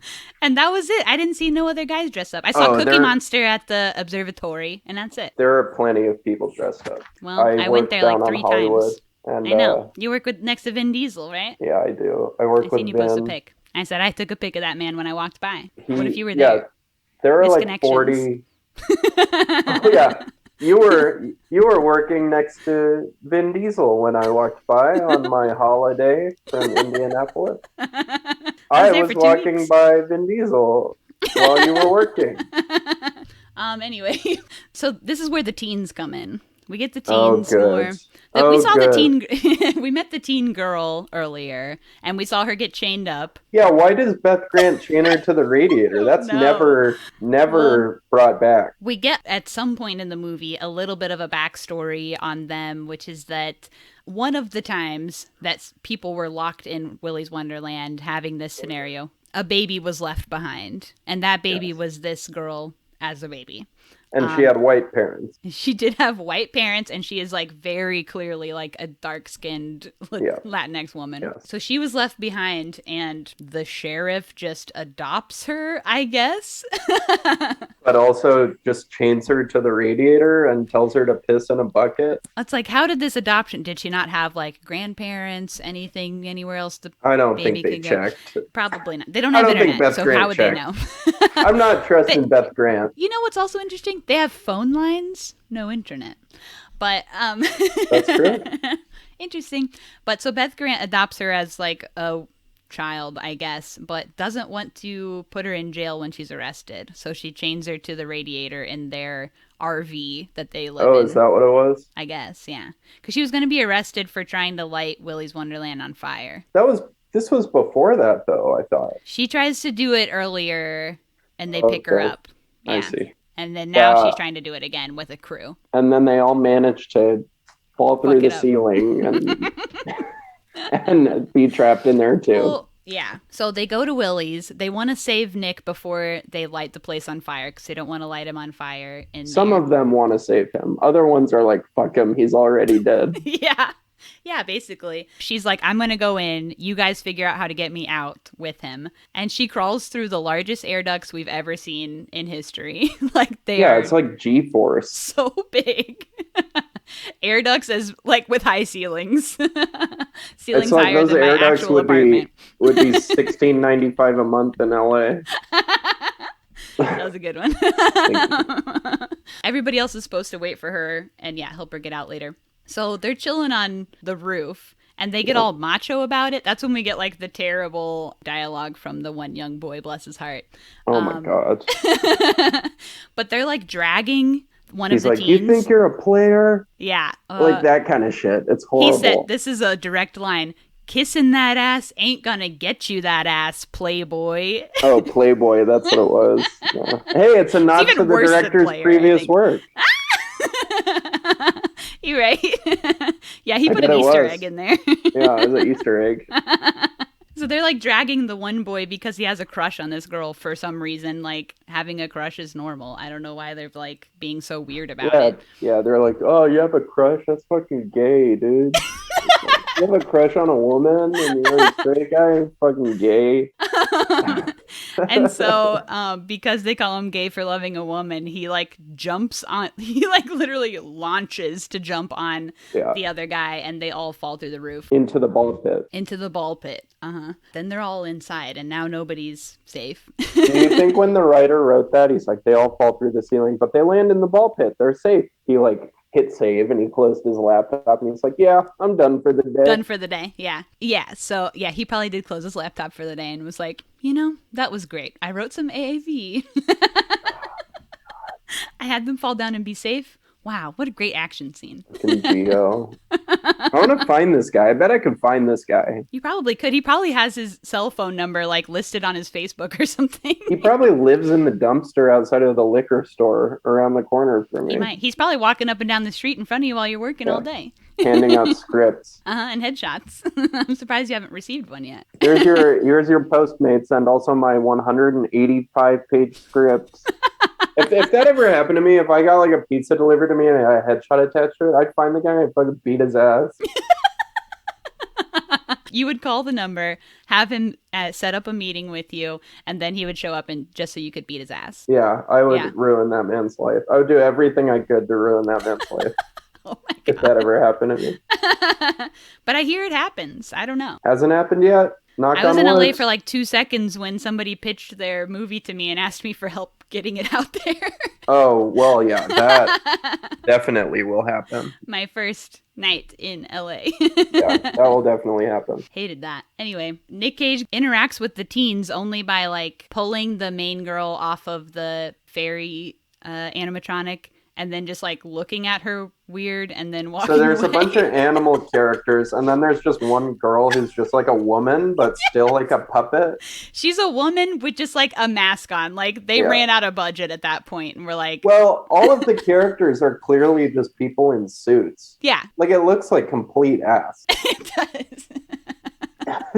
Yeah, but that one most of all because it's literally just a woman's body with It looks like the Happy cardboard Death head Day on. character. Just the just the main girl or the Yeah. baby head thing. The baby head thing. Just like Yeah, a it person just in a looks dumb like mask. the regular human main girl who plays in Happy Death Day. What about in near the end when it's like the fairy and the chameleon and they're like, "Are you ready for a menage a trois?" Did they say that? Yeah, No. to Nick Cage. I don't remember that line. When he's about to fight both of them, they're like, "Are Mhm. you ready for a menage a trois?" I remember that scene, that line not ringing any bells, but I wish it worked because that's incredible. That's actually peak writing. God, I would I actually burn love my that. laptop if I ever wrote that. Oh, he has some great lines in this one throughout. Gio's really putting his whole pussy into this thing. Hell yeah. So I think this is the first point in the movie where we get some of the exposition backstory delivered Ugh. by the teen girl. Not some. We get it all at once, and it's a lot. There's two chunks. Two chunks, yes. There's two chunks, but this is the first chunk. And it's a chunk. It's a big chunk, and she knows like the years, everybody's names, like everything. She's got her full history book like in her head. Well, the story is that the place was opened by like an infamous serial killer. Mhm, yeah. And he got all of his serial killer friends to work there. Serial killers famously very social. Yeah. Yeah. Yeah, it was a whole group, it was a whole convent of them. They love to go up to other serial killers and be like, "Yo, you kill? Oh, me too." Yeah, come work at my place. We kill there. Yeah. We kill kids. The job interview is just like, "Do you like to murder kids?" Okay, Yeah. you're hired. Hypothetically, if someone were to offer you a job murdering children, would you accept or? It depends on the pay and the hours and the benefits. Got to make my rent. Yeah. So No, all but these, they take him to this room the super happy fun room. and they just murder families in there. And the place still operates. It's like, how is that not immediately solved? Yeah, nothing They're fishy just at all. murdering people in there. Mm-hmm. How do they not get caught? People are going in and not coming out. Mm-hmm. The only thing that's happening is there's a door separating them from the rest of the establishment. Yeah, we don't know. Well, we Cops do know. are 'cause useless. Yeah, Beth Grant is the sheriff, and she's completely useless. true. Yeah, that's exactly it. She's like in on it with them. Yeah, she's probably into it. She's probably like, less people on the streets, less work for me. Yeah. Please, just kill them. Here's a hot take. I don't like movies where they kill kids. Yeah, I don't like that. Like It. because you It's like like all kids. all these gory. Yeah, I like kids. Mm-hmm. Don't cut that out and post it as a clip. Hey, no promises. No, I give the like- people's what they want. In It, like all these gory scenes of like kids being murdered. I'm like, who's this for? This sucks. Yeah. Well, perverts got to get their shit out somewhere. And if it's got to be a movie, I'd rather it be that than real life. Fair enough. So yeah, they're straight up just killing like tons of people in this place. And before the cops can catch them, because cops are also historically useless, Right. they did a satanic suicide ritual where they did some kind of spell and then their serial killer spirits inhabited the animatronic robots at the joint. Right. Willy's Wonderland also has a comic prequel series out. Currently, I think there are 2 issues, and there was supposed to be a third in March, but I could not find it anywhere. So it might just be 2. But all of that is just more of the backstories of the serial killing animals. It's not more about Nick Cage. It's not more about anybody else, just the animatronics. So they went so fucking hard on the backstories of the robots and no one else. Yeah, because freaking Gio's getting off on it. Yeah. He's horny for bots. He loves a bot. He loves Yeah. a killer bot. And in this, like, this exposition, when they talk about, at some point it was they tried to reopen the joint. The person who tried to reopen it, the only character with a cool name in the whole film. Oh, Tex, of course. How could Tex I forget? McAdoo. Tex McAdoo, of course. How Now could that I name is forget? badass. I guess. It's fine. I'm surprised that his name wasn't like Reopen Openson or something. Yeah, like big businessman. Yeah. So yeah, now they just have to like sacrifice people to the monsters all the time because Hence the spikes. yeah, so hence the spikes. They stop people in their town and just give them to the robots to eat. And then there's a nice montage of them just doing that over and over again until we get the point. Yep. Oh, there was one part where they're like, we try to sacrifice people who have no family or people with low moral compasses, and then it Yeah. just shows like two people making out. Like Yeah. what? Straight people making out. Yeah. Low moral compass. Yeah. Like, okay. So the kids know that all these things are haunted and dangerous, killing robots, but they spend like a solid minute just like standing still watching them dance on stage and are like super mesmerized and They not also trying to. they also like spend a full 2 minutes delivering all this exposition while the killer robots are chasing them. Yeah, so it's very interesting. And then they keep splitting up. One couple just goes off and starts fucking in a separate room. Yeah. They know all these killer bots are all around them and they're in a severely dangerous They situation. know that they're in a room with one of the bots. The girl's like, has this guy always been here? And the guy's like, yeah, he's still there. Keep fucking me. And she's like, I think he just moved. And he's like, oh, I'm going to show you how to move. Like, get into it. It's like, dude, you're aware that these things are alive and it's right next to you. Horny teen boys will stop at nothing to get their little nut. Speaking Oh of my Nick God. Cage, getting into this film, he only had one change request, which was that all of the animatronics in the script were mammals. And he loves reptiles. So Yes, he of said, course. we got to get some lizards in there. Jesus Christ. And so he made them change a dog to an alligator, a rabbit to a chameleon, and a penguin to a turtle. Because he really wanted some reptiles in the robot What a mix. note. Out of all the things to change Out in of this all movie, the things, God, that was the one thing. fucking actors, man. Yeah, yeah. So when the kids are standing there watching these guys, the Nighty Night, 99. stabs one of the boys through the tummy with his big old knife. All of the characters don't have any weapons. They're just guys. And then Nighty Night has a big fucking sword that can cut through Yeah. shit. Yeah. It's like, that's the one you gotta watch out for. He's got a giant ass sword to stab people with. Some of the guys have like the chameleon has the tongue, but we don't know the tongue is there until We it's don't know about used. the tongue yet. Yeah, but yeah, other than that, yeah, nobody has weapons except for the knight with his giant knife. Yeah, giant sword that And they're kills just like, people. yeah, this is cool. Let's just stand here and watch them for a minute. Ridiculous. So yeah, he gets sliced, and this is at this point Nick Cage is having his soda, so he can't be helping them. I think he's played pinball during all this too. Yeah, he's having pinball and his soda, his little like couple minutes break. Yeah. But finally, once his break is done, he busts in where the couple were fucking. He rips the alligator's mouth open all the way. That was Which- very disturbing.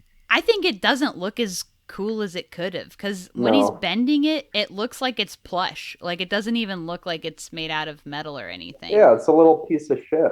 Yeah. But so, but the fact of somebody pulling somebody's mouth open like that is very disturbing. I will give them that. yeah, that's true. And generally, it's good, but they kind of fucked it up in this film. Yeah, they did. Something Hey. that could have been cool. Again, Cuss count. a cuss count. We're at 2. Yeah, I think we're at more than 2. Yeah, take Oh. a drink every time I cuss in this episode. I don't have any more water in my cup. Oh no, do you need to get some? I gotta go turn the faucet on again. Yeah, the fucking alligator. The people having sex. And like Uh-huh. the blonde girl's whole character is she's just like a slut, I guess. That's like her whole character. She's the only one with a partner, with like what seems to be a monogamous partner. Yeah. And they're like, yeah, because she's a slut because she fucks her Right. monogamous partner. So weird. She's wearing like a what do you call those little tops with like the little booby cups and they look all like like a lingerie halter sort top of, like a bustier. or a crop top. Yeah, I don't remember. It's like a little more than that. I don't know, but it's like she has like She's a got little like number. bright on. red lipstick on Yeah. too. They made her to like a caricature of a sex worker. Yeah, totally. She looks like the Daryl Hannah robot in Blade Runner. We know what the writer thinks of women and specifically women who have sex, so I'm saying he's also an incel. And black people. Yeah. And So he's a racist incel. I could have told you that. This movie is like an anti-fuck movie. Yeah, I could see I that. felt dirty watching it. I don't like having it in my watch history on Hulu. Oh yeah, it's gonna throw off your algorithms now. My algorithm is fucked. Sorry. It's okay. So when all of the teens are being attacked by different robots, because the boy with the crush is also being attacked by the chameleon, he calls the After cops. being tricked. After being tricked. Because the chameleon says stuff like, oh, I'm not the same as the others. I'm just being bullied by all these serial killers. And Right. I'm normal, actually.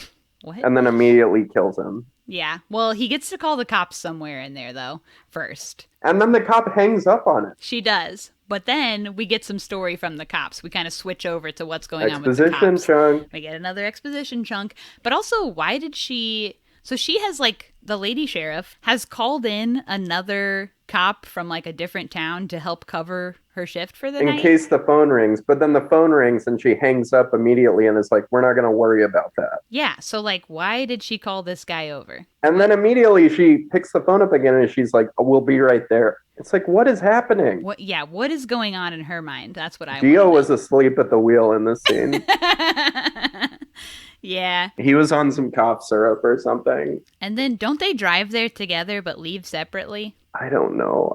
I know that on the way there, she's telling him about it. And he's like, you're pulling a prank on me. And she's like, this is the opposite of a prank. I would know. I'm complicit in it. Because, yeah, when on their drive there, she's telling him all this exposition of what's going on with the joint. But then he leaves with the teen girl and she stays. So what's the deal there? We don't know. So just a little more of the backstory on the joint is that nobody could demolish it because they tried to one time and then the contractor's whole like family were killed.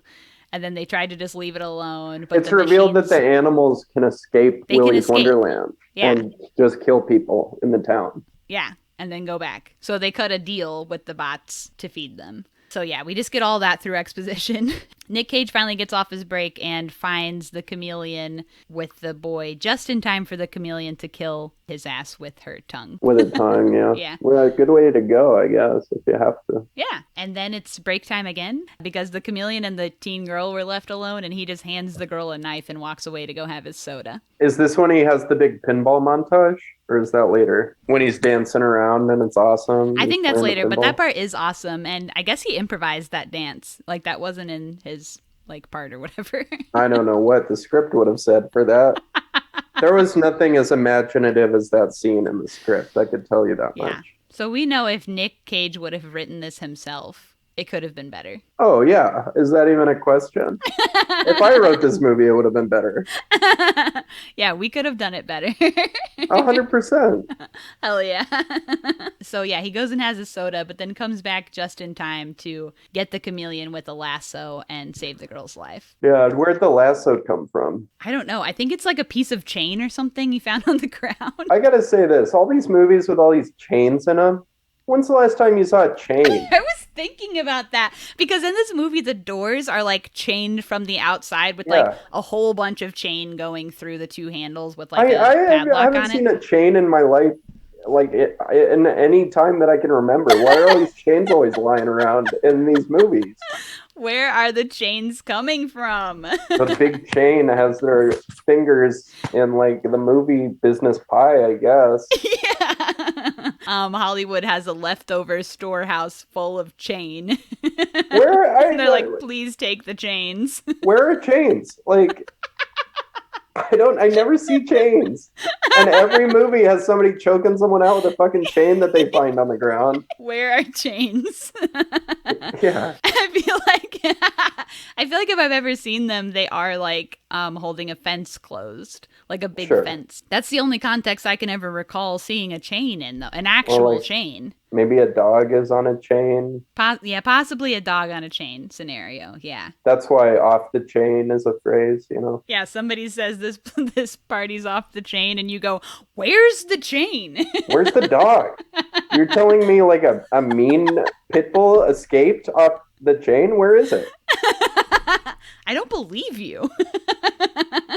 Yeah, too much chain representation in Hollywood. Way too many chains. But it is badass that he chokes out that chameleon with the chain and then like punches the siren and the turtle in the head, like one punch each, and knocks them out cold. He like does everything to every animal. He like rips out their spinal cord. And then those two, he just like bonks their head together and just like moves on. It's Yeah. like they're not dead yet, dude. Yeah. Well, I don't know. Does he want to kill them? Or like, is he What just do you trying mean to? does he want to kill him? That's what the whole movie is.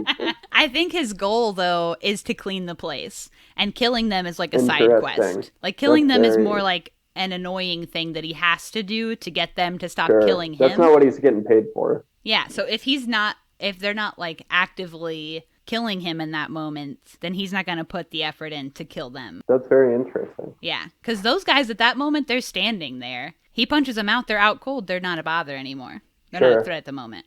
Yeah. I would have taken care of him Yeah, you would just to have. be safe. What would you have done to that siren and that turtle? Oh, if I was in his shoes in this movie, I would have killed myself before I went into the fucking Willie's dungeon. I would have been like, I'm done. I'm Yeah. cooked. It's over. Fuck my car, fuck my life. Yeah, R.I.P. car's gone. Hmm. 16-year-olds trying to have sex with me. I should probably just end it. You wouldn't be thinking about that 16-year-old on the other side? No. I'm not a fucking freak like Geo with his weird, perverted, twisted fantasy. Yeah. Ugh. God, I hate this guy. So the cops do come and take the little girl away, the teen girl. Yeah, she's not so little anymore. Okay, she's a big girl now. Yeah. And the lady sheriff leaves Nick Cage handcuffed so that he's kind of like bait now for the robots. Right. But instead, Nick Cage sits on her face. Okay, King. Yeah, he and does. breaks her neck with his legs. With his thighs. Mm-hmm. Yeah. That was pretty awesome. Mm-hmm. And then he gets out of the handcuffs somehow. Like I think he immediately. just like busts him because he's too strong, right? Which, Then he just why like ripped didn't his he hands just apart. do that? Yeah, why didn't he just do that in the first place? He was trying to get leg day in. A little work on the hammies. I think Geo just wanted one of the things to get choked out by Nick Cage's thighs, Mhm. which is very troubling to think about. Nick, Gio saw those thighs and was like, I have ideas for what those can do. Geo's definitely said, I have ideas Hmm. a lot in public before. Yeah, I actually, yeah, I think the evidence is there that, yeah, he has said that. The only thing I learned from this movie is that this Geo guy is not to be trusted. Yeah, I wouldn't trust him. Gotta tell you Or that. Kevin, to be fair. I don't know how he got involved in this film, and I wish I did. I saw no stories about that. I don't think Kevin Lewis exists. I don't think this movie was directed by anybody. I think they had everybody on set except for a director. And then at the end of the movie, they're like, "Oh shit, we have to like say we have a director. All right, think of a name." And they're like, Kevin Lewis?" And they're like, "Yeah, that sounds like the name of a guy. Just do that." And then they looked him up. He exists, and they go, "If we give you $50, can we throw your name on this? Yeah. That's all we have left in the budget." God. And he goes, sure, fuck it. I got nothing to lose. So I think at this point in the movie, we're down to one monster, the titular monster, Willie himself. And Beth Grant tries to kill Nicolas Cage before he can get to Willie because she doesn't believe that he can kill Willie, even though he's killed all the other ones. Yeah, I know. The whole thing is weird. It's like, why don't you just let him kill him? I Yeah. don't know. But I guess if he fails, then... Because it is kind of implied that Willie's the strongest one. He's the final boss. Yeah, and that really shows in the fight scene between them. It's the longest fight scene. But yeah, she does try and like sick Willie onto Nick Cage. Yeah. And she's like, "Oh, I'm so sorry. Please eat him. Oh my God." But Willie ain't having it. He just swipes her in half. And she did. Yeah, she fully like Darth Maul's in half. R.I.P. Not R.I.P. Yeah, to a Fuck queen. cops.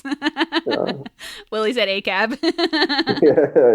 Yeah. That's probably like one of the cooler like injuries or gore parts of the film. Maybe the coolest. Because you don't really see much else. You don't really see this either, though. It looks like it was shot in a fucking swamp. They're like indoors in Willy's Wonderland, and there's like no lights. I like didn't even know what happened for a minute. I'm like, wait, what? I can't see anything. Everything that's like on the walls is like backlit with its own like neon light source, and nothing is an actual light source. So like there's no like overhead lighting or like lamps or anything. This movie looked like it was shot on like my phone. It looked like shit. Yeah, it wasn't great. Okay, so then we're down to Cage and Final Boss. This is the part where Gio wanted him to have one line. Throughout the movie, I feel like several times we get like sort of a teaser where you think like, oh, he's gonna say a line, Yeah, and then yeah. like he doesn't. But this was the actual time where he was like, this is what he said. I was gonna have him look at Willie. He's about ready to rumble being Gio's words. Sure. He's about ready to rumble, and he goes, "Come at me, bro." Are you kidding me? And then they fight. That was his line. Having this man not speak for the entire film and then only say, "Come at me, bro," from Nick Cage's mouth, too. As soon as I get off this podcast, in a couple hours, you're going to turn on Variety and you're going to see Gio Parsons has died by murder. And the culprit is local comedian Max Beasley, who said to him, "Come at me, bro," and then murdered him. I'm going to go murder Gio Parsons after this podcast is done. Fuck, you're on record. I'm going to go get rid of that guy. Come at me, bro. That's the worst thing I've ever heard in my life. I know. That's what I'm saying. And I thought I heard the worst thing I'd ever heard in my life yesterday. Which was? Well, this is a tangent, okay. But you know Lindsey Graham, the senator? Mm-hmm. So he's very famous for like the ladybug story? Yeah, the ladybug thing. So I heard that yesterday, and I thought that was the worst thing I've ever heard. Oh, wait, you just heard the ladybugs thing yesterday? Yeah. Oh, that's old news. That's like years old. I know. I never heard it until yesterday, and it really freaked me out. I thought that was the worst thing I ever heard. Well, it's not true, so. Oh, it's not? Allegedly. It was, just something somebody made up online. Yeah, of course. Allegedly. And it went viral. Allegedly. Also, his nickname's not Lady G in DC, I bet, either. Well, it's interesting. Anyway. But you thought that was the worst thing you'd ever heard until today. I thought that was the worst today. thing I ever heard until today. But that thing is pretty bad. That's saying something. The ladybugs thing. Look it up. If you don't know what we're talking about, don't look it up. It is kind of insane, though. It's one of the worst things I've ever heard in my life. So yeah, after hearing that was the proposed singular line for his character, Nick Cage said, "No, I will be remaining silent, thank you." I plead the fifth. Yeah. And then, ass whooping ensues. He punches the fuck out of Willie and beats him with like a pillowcase full of stuff and like a pipe. Yeah, where did the pillowcase come from? I don't know. And what's inside of it? I don't know. Probably cans. But then what's inside of the cans? We don't know. We don't know. Remember, people listening, this has a 60% on Rotten Tomatoes. That is true. That means 60% of people rated it favorably. Yeah. And that's a little devastating and kind of tells you where cinema is at. The state of cinema is currently at in this world. Yeah. Devastating. Where a Michael Bay movie has a positive Rotten Tomato meter. Yeah. So that's the final boss, and he's whooped. So I think he's dead. The next day, and like the boy sheriff comes over, who clearly has a fake mustache. There's a boy sheriff. Yeah, the boy sheriff, who I thought was the director because his acting is so atrocious. But no, he's just some other like newbie actor. Right. But he clearly has like a dollar store fake mustache on, which I thought was interesting. And Nick Cage really did clean up the place. It looks great. It looks great. And then Freebird starts playing, and the most awesome scene in the movie happens, which is just Freebird playing while Nick Cage gets dressed. Yeah. And then gets in his car. And then, he has a stare down with the girl, and then he gets in his car, and then the girl gets in his car without consent. She did on her own free will, but there were no words exchanged. I mean, not on Nick Cage didn't consent to it. Oh, okay, yeah. There was no verbal consent. He can't talk. Yeah. But it seems like he liked it. I guess. It was weird. I couldn't tell if it was like a daughter thing or like a sex thing. It was very weird and hard to tell what was going on between them, because also he doesn't speak, but he doesn't really seem horny, but he does seem into her. He doesn't really emote. That's true. Yeah, so they drive off and Freebird's playing, and then immediately two of the worst scenes of the movie happen instead of that being the ending. You're like, oh, it's finally over. But then the siren comes out and lights the cop's car on fire. And says, welcome to, hope you had fun at Willy's Wonderland or something. I saw a lot of things saying that, like, oh, and she kills herself and the cops, but, like, I don't think she died because she just kind of shoots off screen, right? So I think that's set up for a sequel. Right. And can't wait. I know. You do see the explosion in Nick Cage's glasses, which I did like. That was kind of awesome, but the explosion itself was terrible. Yeah, no. It looked like it was done on MS Paint. And that actually I respect. It looked like Spy Kids 1 CGI. Yeah, and then he shares his soda with his new teen girlfriend. Soda and or alcoholic beverage, we don't know. God. And then the worst thing in the movie happens. What's the worst thing? They're driving and Tito stands up and he's like, oh no, aye. And then they hit him and he like explodes. The movie ends. I guess there was an additional scene or an idea that was cut where after Nick Cage leaves Willy's Wonderland, he pulls out a journal and he opens this journal and inside of it are the most haunted places on Earth. Like God. The Winchester House and all kinds of stuff. And then he takes out a Sharpie and crosses out Willy's Wonderland. Oh my God. Which I think would kind of track that was cut and then... Because at the beginning, when he rolls up, at the very beginning, after his tires are blown and he's in the tow truck and they roll up to the sheriff in town, he does give her a look like, I know what the fuck's going on here. Right. So, like, it kind of makes sense that would be a scene in this film and that they didn't go back and change that earlier thing, but... I mean, that makes sense, and I kind of don't hate it. Yeah. Like, the idea that he's just going around the country, like, getting rid of all the haunted places is kind of cool. And being badass. But they should have just ended the movie with Freebird. You can't top Freebird. We didn't need them to hit the turtle. No. But a turtle being in the middle of the road in the country is also kind of like a thing, so maybe that's kind of funny. Fair enough. I didn't consider that. Also, down in Georgia, they hit Mexicans in the street with their cars. Oh, God. So that also is a nod. Oh, no. Aye. I know. Oh, we hate that. Sorry. And then we roll creds and we get the little cartoon Willy saying, like, remember, friends, the party never ends at Willy's Wonderland. Yeah, there's a little cartoon. Kind of like a that's all folks thing. Right, and then it just goes to credits. Mm-hmm. And I immediately turned it off. I watched the credits, but there's nothing in them. There's no post-credits tease. Joker doesn't show up. No, but I always watch credits. I'm a credits watcher. I'm a real cred head. Oh, yeah, you're a cred head. Yeah. All right, that's what they call me. Respect. I don't feel like I've watched a movie if I haven't watched also the credits. Huh. You know there's nothing in there, right? Sometimes there is. Just all the dumb people's names who worked on the piece of shit you just watched.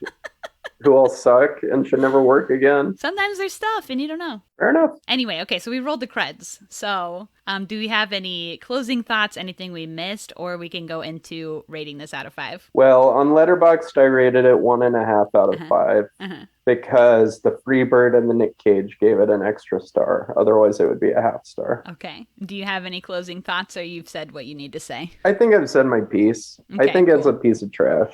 I think Nick Cage is good as always, and I think Freebird's good as always. Mm-hmm. Everything else I really didn't like at all. Yeah, I pretty much agree. I was so disappointed by this movie. I just thought it looked so cool. Yeah. And I'm so disappointed that it was so bad.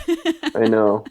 It's a bummer. It has such potential as a premise and as Nick Cage and everything. Like, it had such potential to be cool. And instead it was bad. And then after I watched this, I watched another movie that is similar and so much better and doesn't have any major actors in it. And I go, this is crazy. What was that one? The Banana Splits movie. Oh, sure. Have you seen that? No, but I've heard of it. Well, next time. All right. Just do animatronic movies now? Yeah. Yeah. And that movie was so much. It was like everything that this movie. Not that movie was perfect either. Right. But like in many ways was like everything this movie should have been and was not. It like exceeded in so many areas that this movie failed. And then I go, now I extra don't like this movie. So yeah, I'm going to give this movie 1 star, I think. And it's pretty much entirely to Nick Cage. Yeah. Bless his heart. No half star He for done what he could. Freebird? Freebird was fine. It maybe has like a decimal point in there somewhere. Okay, like a 1.1. Yeah. Okay, that's fair. Because I could listen to Freebird at any time. I don't need to watch the movie to get Freebird. Is this the worst movie you've done on the podcast? No. What is?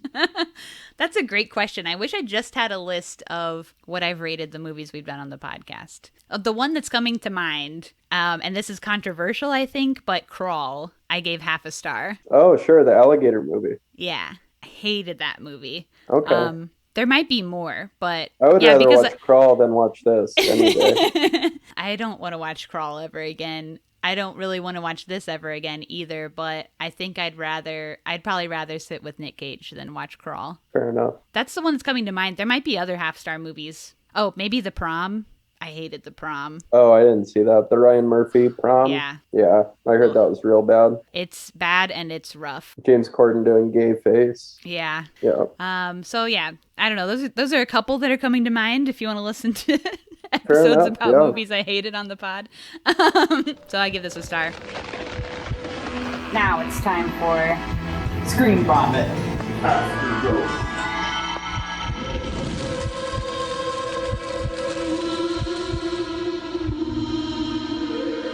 So in this part of the pod, we just talk about whatever else we've been watching lately, movie shows, whatever. So what you been watching? Tony Hawk documentary. Loved that. Oh yeah, That was good. amazing. Okay, cool. Best movie soundtrack I've seen in a minute too. Well, Tony Hawk's known for his cool soundtracks, right? And they match the quality of the Tony Hawk game soundtracks for sure. Hell yeah. I watched Windfall, the Netflix movie with Jason Segel and Lily Collins and Jesse Plemons, that I feel like is a very underseen, underrated little crime caper movie. It's very fun. I recommend it. I don't know if I've heard of this. It came out on Netflix recently and they just kind of buried it. And it didn't get the best reviews, but I thought it was a lot of fun. Well, I love Jason Segel and Jesse Plemons. They're great in it. And Lily Collins, it's her best role, which is not saying much, but it is. Isn't that Emily in Paris? Yeah. Is that her? Well, sorry. But she's good in this movie. I watched the new Gerard Carmichael special, Nathaniel, which was really great. Yeah. Yeah, those are... Oh, well, I guess the two best things I've seen recently are Everything Everywhere All at Once Hell yeah. and Worst Person in the World. Mm-hmm. Two incredible movies. Two of the best movies I've ever seen, and I saw them in like the same week. I think Everything Everywhere All at Once is like, it's its own thing. Like, it's like life-changing. It's an amazing movie. One of the best movies of all time. I For agree. sure. Yeah. And I think Worst Person in the World is a really incredible movie, but I don't think anything can touch Everything Everywhere All at Once. Fair enough. Yeah. That's tough because that movie was so crazy. Yeah, so that's what I've been watching lately. I watched Severance, the TV show. Mm-hmm. That was great. The finale was great. I hear about that a lot, but I haven't watched. The finale is insane. I had like goosebumps when it ended. Yeah, been playing Lego Star Wars The Skywalker Saga on Switch. That's been the best piece of media that I've ingested lately. So you recommend? Yeah. Hell yeah. What about you? Okay, I've seen some stuff lately. I went to see Spring Breakers in theaters the other day. Hell yeah. It was playing in the theater over here, and I had never seen it in theaters before. I've only seen it on my TV in my bedroom. It's so good. It was great in theater. It was a totally different experience, and it ripped. And there was, a good crowd there for it. That was awesome. I love Spring Breakers. Yeah, I love Harmony awesome. Korine. Yeah. I also rewatched Kids recently, speaking of Harmony Korine. Oh, yeah. Which I hadn't seen for like 15 or so years. I hadn't seen it in a long time. And what a great movie. I know it's controversial or whatever, but so good. Kids. Some of the best movies are controversial. Yeah, and I respect people who do stuff that makes people think. Yeah, totally. I watched Fucking 'Em All, Lucas Moodysson movie. Have you seen this? No. Queer Canon. But I have heard of Lucas Moodysson. Yeah, he has a lot of good movies. It's like a beautiful lesbian coming of age story. I think he is Swedish, so it's like a Swedish film. Sounds great. I had been hearing about this movie forever. People always say to watch it, and I finally did. It's on YouTube for free. Okay. And I really liked it. I think Lucas Moodysson can write young women characters with such strange authenticity for being Wow. a middle-aged man. Wow. I'll have to check it out. So- That sounds great. I'm doing one of his films on the pod soon. We Are the Best. So that'll be coming up. I've already seen that. It's a good Hell movie. yeah. I watched Pal of the Pod. Nigel DeFries has a new movie called Wake Up Leonard that is doing festivals right now. So I finally got to see it. He's been talking about it forever. And it was great. Nigel rocks, and he does really good in the movie. Rewatched bisexual short Unicorn by Charles Gould. Do you know him? He's a comedian. No. And Matt Porter directed it. And Charles Gould, famous bisexual, does really cool bisexual shorts. Cool. And we love the representation. Unicorn's on Hulu, and it's funny. It's just like a cool little funny little short. I think those are the highlights recently. Those are the hits. And then I mentioned already the Banana Splits movie, which I liked. Yeah. Yeah, that was good. Dope. And I was also going to say Everything Everywhere All at Once, but you brought it up first. So Yeah, that movie, if you haven't seen it, go to a theater ASAP. ASAP. Go to the theater multiple times. Go ahead and just buy a 5-pack of theater tickets. And go see it. Because it rips. I'm definitely going to go again.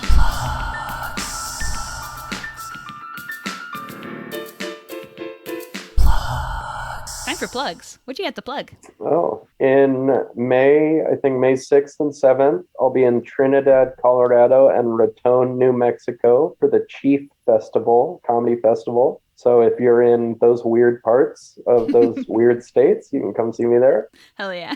And then just follow me on Instagram at Max Beasley with 2 Y's, MaxBeasleyy. And you can see all my other dates on there. If you DM me, I can send you a link to my short. Mm-hmm. And yeah, that's But about it's it. private to everyone else who doesn't Right. DM. Got a DM. You got a DM. Yeah, I think that's about it. Hell yeah. Well, yeah, that's it. Thanks for coming on the show. Thank you so much for having me. That was super fun. I Hell had a lot yeah. of fun talking about a really shitty movie. Well, I'm glad you had a good time. I also had fun. Thanks. Cool. All right, and we'll see everyone else next time. Bye.